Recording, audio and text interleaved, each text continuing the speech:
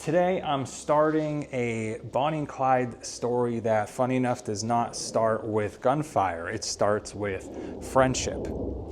Ted Hinton was a Dallas deputy sheriff who personally knew Bonnie Parker long before she became one of the most infamous outlaws in American history. The goal for this weekend is to visit a lot of those real life locations and what they look like today. So we're going to go down to Dallas, start our story at the cemetery where Ted Hinton is currently buried. We're going to go to the old Hargraves Cafe where Bonnie worked. I hope it's still there, fingers crossed, and where Ted would meet her. We'll tell a little friendship stories of them two. Then we're going to actually go way out to Louisiana in the video. Not me personally this weekend, but we're going to go to the death spot where, the ambush happened. And last but not least, visit the grave of Ted Hinton. Now, a lot of people think Ted Hinton is more so just a footnote in the Bonnie and Clyde story, but for him, it's really a lot more personal than that. You know, it's interesting if you think about it. Unlike the other Texas Rangers or officers in the Bonnie and Clyde posse, or just anyone who hunted them down, Ted really wasn't just another guy. He was someone who had once sat across from Bonnie Parker, normal, everyday life. We'll discuss a little bit more about that once we get to the cafe where that happened. And he just knew her, personally knew her, unlike anyone else in that posse.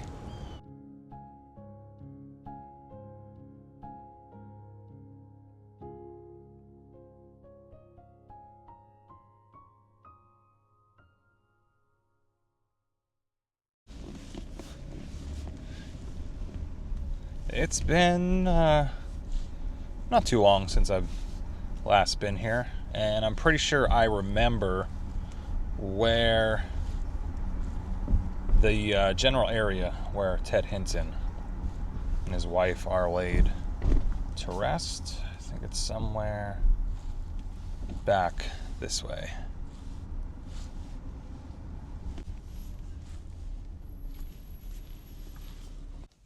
All right, found some parking.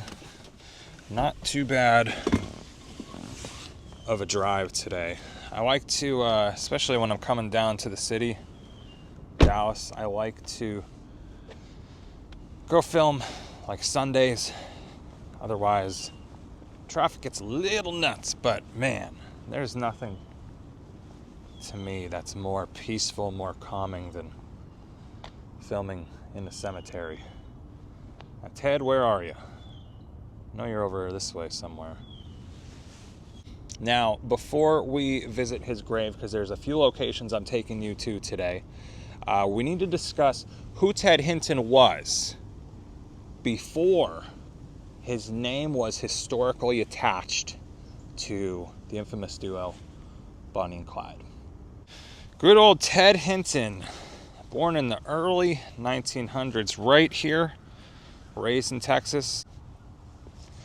Now, if you didn't know, he actually joined the Dallas County Sheriff's Department when he was really young. And you know what? If you watch any Bonnie and Clyde movies or Bonnie and Clyde series, you'll see, and they comment like he's just a very young guy, barely into adulthood compared to a lot of the other officers or Texas Rangers like Frank Hamer, Dallas police guys. Ted was really young. And if you think about it too, Ted really wasn't a veteran officer chasing the legend of Bonnie and Clyde. He was just a young deputy who kind of got caught in the tornado, if you will, Texas tornado of going after Bonnie and Clyde. And why, may you ask? Well, here's exactly why. So even though Ted was known as a capable, reliable young officer, which is part of the reason why he was selected to assist in the Bonnie and Clyde manhunt, it was even more so because of the fact that he knew them, especially Bonnie. Unlike most of the other officers, one of the reasons they chose Ted was because he had a personal connection to Bonnie and Clyde, but like I said, specifically Bonnie. I don't think they were ever, actually I'm like almost 100% certain, they were never romantically involved with each other.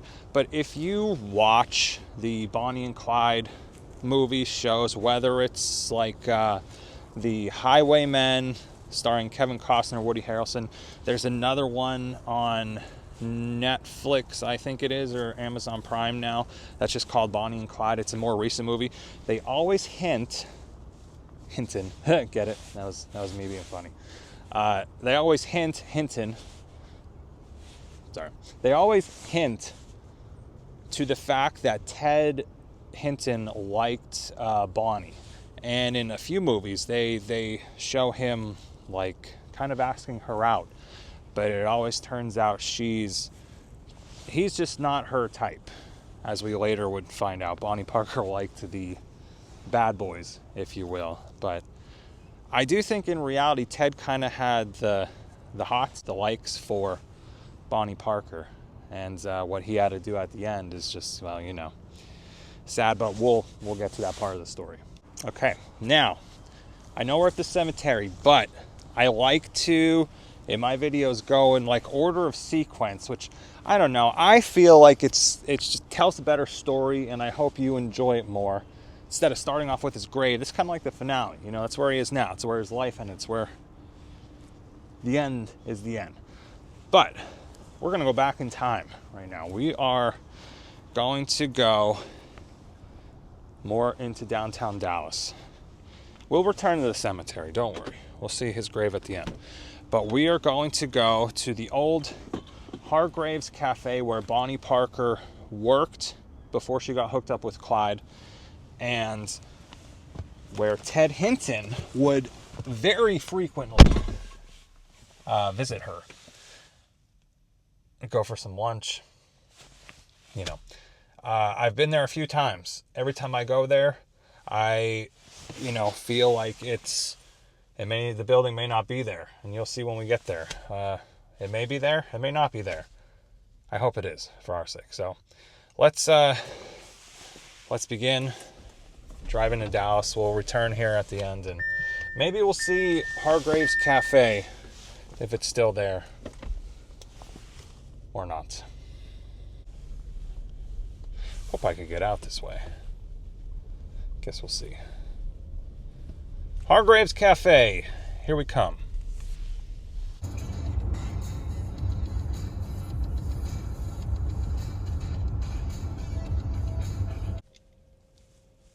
We made it downtown.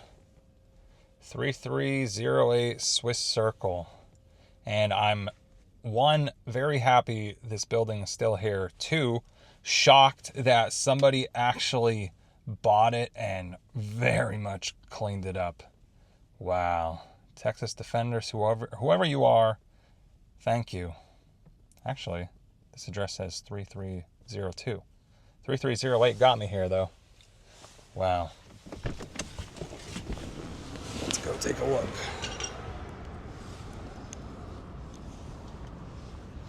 Holy smokes.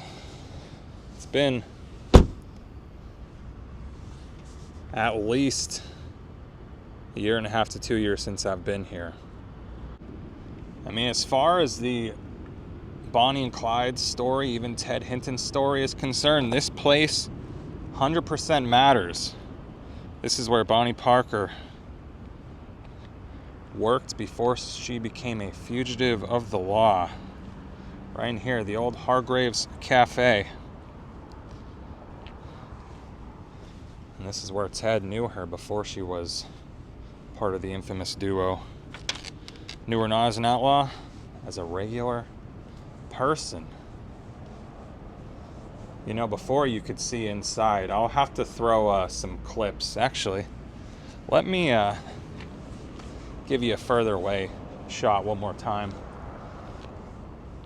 so here you see the building today, right? So much nicer, so fixed up compared to the last time I was here. And I'll throw in a clip right now of what it looks like then versus, you know, even 2 years ago or so. This is like all painted black. It was for sale. There was rumors a long time that this was going to be torn down, but no, it's still here.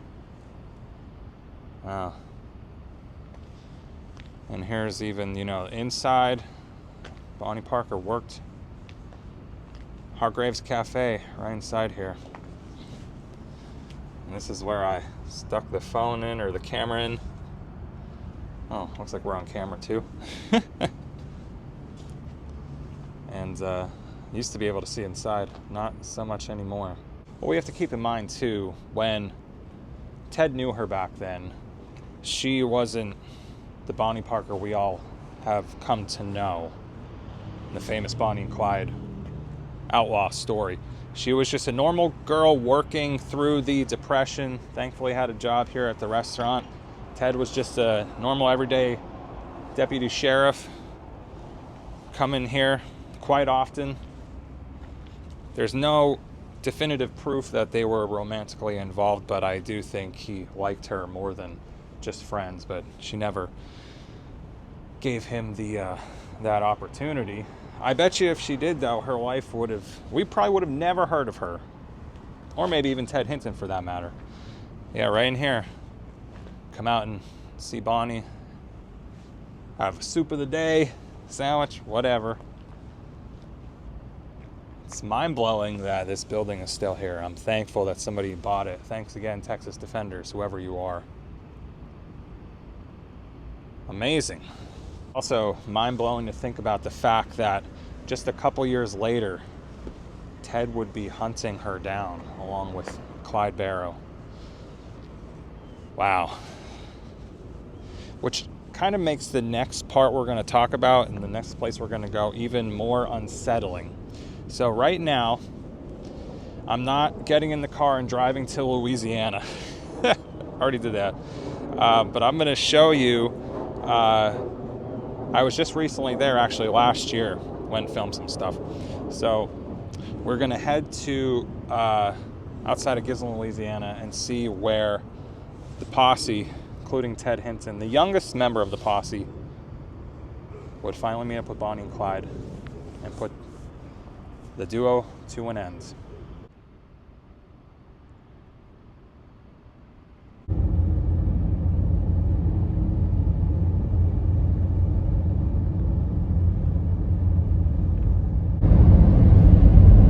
We should be approaching the top of the hill.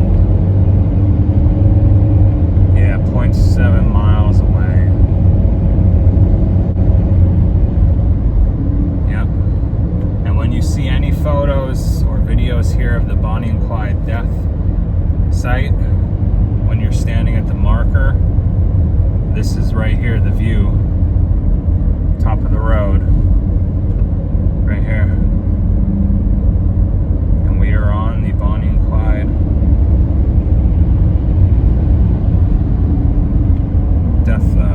death road. And the marker is right up to our right. Here we go.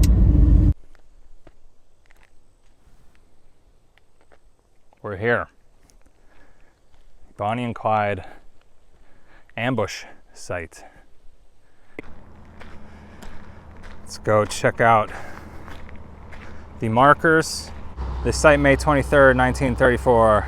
Clyde Barrow and Bonnie Parker were killed by law enforcement officers. The infamous outlaws Bonnie Parker and Clyde Barrow met their demise at the hands of these dedicated law enforcement officials. Right there, Mr. Frank Hamer, Manny Galt, some Louisiana guys. And then right there, the youngest of them all, Deputy Sheriff Ted Hinton. And whatever relationship Ted Hinton had with Bonnie Parker, and even, you know, just knowing Clyde Barrow, when they went on the run, that's when everything literally changed.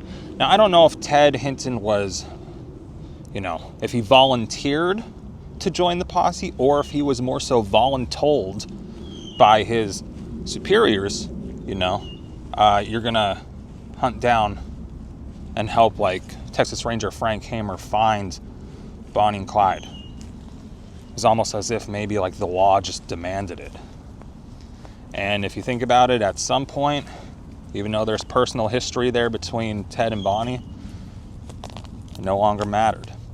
As many of you know from the story of Bonnie and Clyde, Ted Hinton was one of 6 lawmen involved in the ambush that killed Bonnie, Parker, Clyde Barrow, May 23rd, 1934. Ted Hinton actually later said, when they, you know, after the shooting was done and he approached, he immediately recognized Bonnie. Not so much as an outlaw, but as the woman he once knew and was friends with from Dallas, Texas. There was no warning given. Ambush was very sudden, obviously very violent, and the crime spree of Bonnie and Clyde ended instantly right there outside of Gibbsland, Louisiana. After the shootout, Bonnie and Clyde are officially dead. There is Ted Hinton, who has a video camera, a 1934 video camera. And I believe he is the one who made the famous film. You could look it up on YouTube. I'm not going to add it in this video because YouTube will not like me for that. But he made the video, the death video of Bonnie and Clyde, right here. They took out all of the shotguns from the car, lined them up in the trunk. Could have happened right here. Once they were done making the film and kind of processing what happened, a tow truck came out here and it towed the Ford car with Bonnie and Clyde's bodies still in it. They towed it, they drove it, back up this way to a little town called Arcadia, Louisiana.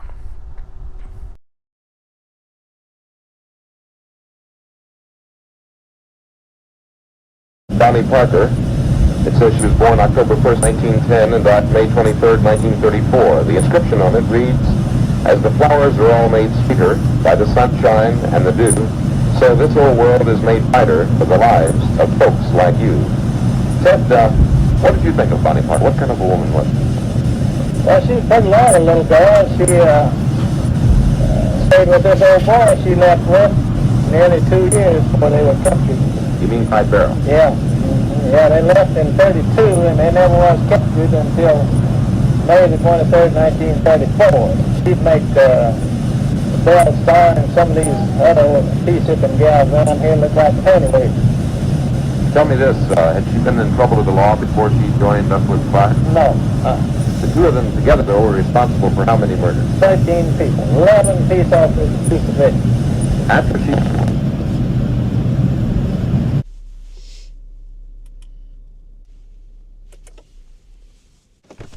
And we're back. Told you we'd be back. Parked in the same exact spot too, because I know where Ted Hinton is. And he's right where we were doing our intro. So now I will not be doing any more spoilers. We're heading right to Ted Hinton's grave. I hope y'all are enjoying this longer type of journey video, if you will. I think of it's more like a modern vlog, a 2026 vlog version, not like they used to do vlogs back in the day. But I'll talk a little bit more about that. I have some opinions, some thoughts, if you will, at the end of this video, after we see Ted's grave. So stay tuned if you want to hear me make some comments about that. Now let's talk a little bit about what happened after the ambush, because, you know, everybody knows what happened when Bonnie and Clyde were killed, but nobody really talks about like what happened to the officers. Where did their lives go afterward? And in this case, you know, Ted Hinton, our subject of today's video, what the heck did he do? Well, he didn't really leave law enforcement immediately. He actually remained a deputy sheriff until the year 1941. If you think about it, it's not even 10 years after Bonnie and Clyde died. I think he just had enough and said he was done. And here's some interesting facts. And this is why I like to do these type of research videos. Because I personally learn a lot more about who I'm doing these videos on, and a lot of these interesting facts are cool to me, and I hope they are to you too. But Ted Hinton, he became an accomplished pilot, believe it or not. He even later gave flying instructions to new recruits in the Army and the air pilots just prior to World War II. And then after that chapter ended in his life, he kind of settled down and lived a quiet civilian life.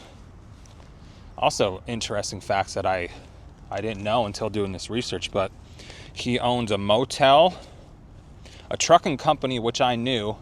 I tried to find where that trucking company was, the building.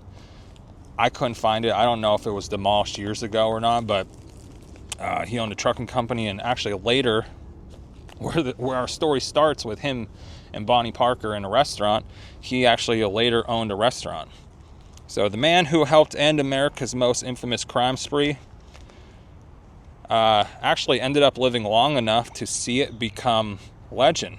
And as we know, Ted died in 1977. Well, we'll find that out when we see his grave. But he was able to see the Warren Beatty and Faye Dunaway movie that came out.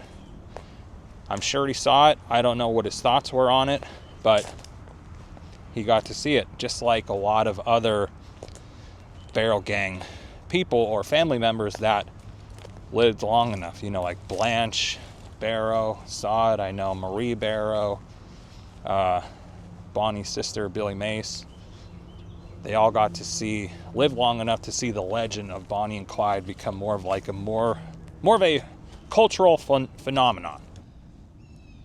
If anyone is in the Dallas area and wants to see the gravesite of Ted Hinton, he's at Sparkman Hillcrest Cemetery, Dallas, in the Acacia Garden. Doesn't feel like that long ago I was here. I did visit his grave. If you've seen my Bonnie and Clyde 3-part series, I did like a 1-minute video at his gravesite, but I wanted to make a video just specifically on him, so that's why we're back.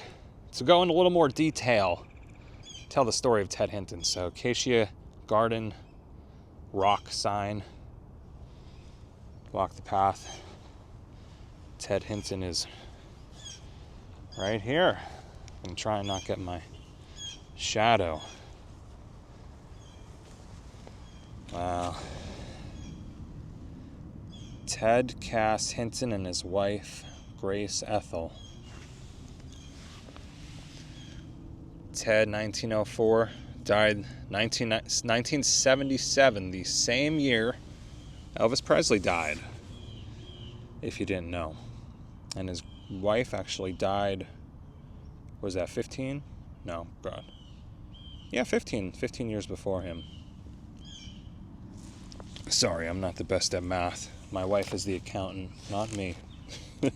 Oh, you know what? I just thought about this too.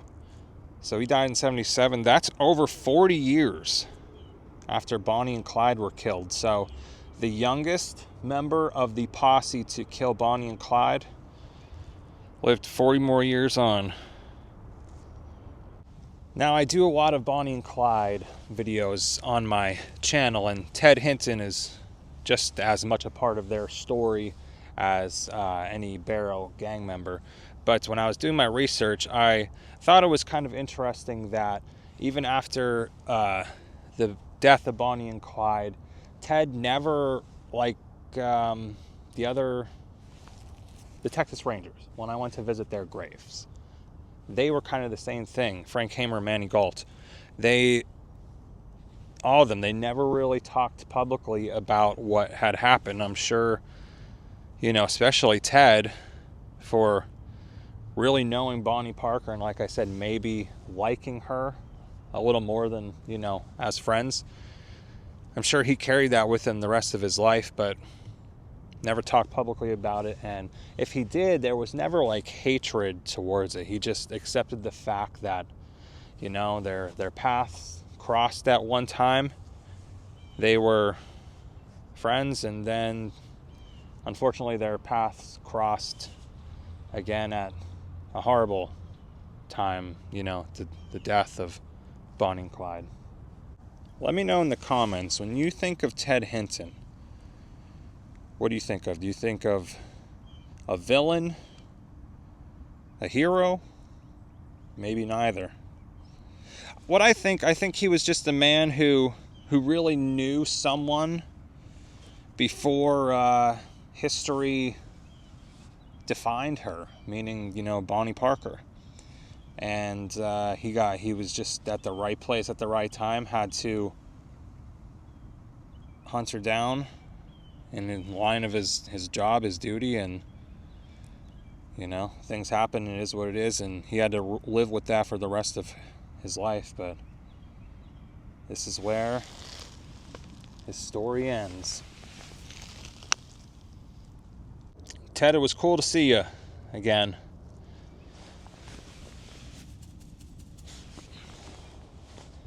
I'm sure I'll be back at some point to see you another time, because there's a lot of other celebrities buried in this cemetery.